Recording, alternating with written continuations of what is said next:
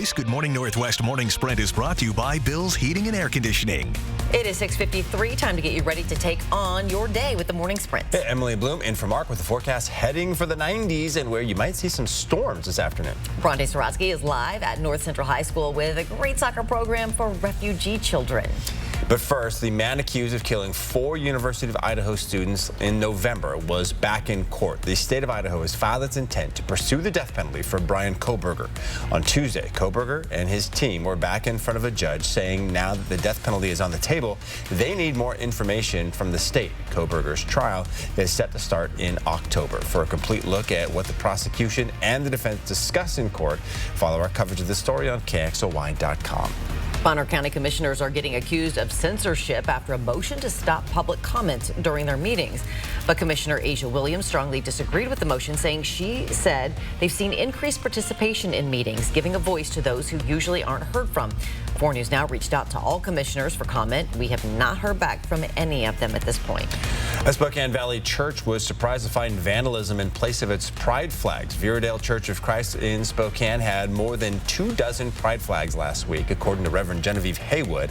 Last weekend, 3 people stole 3 large banners and 25 small pride flags from the property. They also spelled out Lev 2013 on the front lawn using diesel fuel, referencing a Bible verse from the book of Leviticus, often used to condemn gay people. Haywood says she contacted Spokane Valley Police, who are investigating.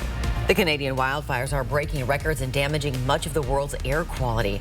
The Copernicus Atmosphere Monitoring Service just released a report on the smoke emissions, finding those fires have led to the highest emissions on record for the country. The smoky pollution has had a heavy impact on the U.S., leading to significantly degraded air quality throughout much of the country. The Canadian Interagency Forest Fire Center says crews are working on 485 active wildfires in the country, with at least 257 fires described as out of control. And back here at home, pretty nice conditions in terms of our weather as we move throughout the day today. We're going to be into the lower 70s by about 10 a.m., getting into the mid 80s. And we do have some storms through North Idaho and Northeast Washington later on this afternoon. Possibility right there before a very long stretch of warm temps and sunny skies. Well, after 2 hot summer days spent closed, the Shadle Aquatic Center is reopening today. Spokane Parks and Recreation closed it on Monday and Tuesday, saying a group was threatening someone inside Monday afternoon. Spokane Parks and Rec posted on Facebook saying staff called police and locked down the facility and evacuated all guests to a safe location. We haven't heard whether police made any arrests in this case.